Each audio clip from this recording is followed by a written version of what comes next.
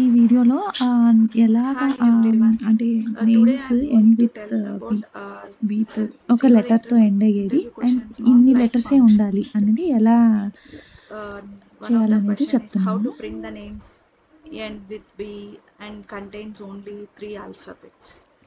So So ఇక్కడ this ఒక one column we ఉంది, ఆ can use column a like name function. కాలము. ఆ Usually we name used to కాలంలో use like function using percentage మనకి symbol.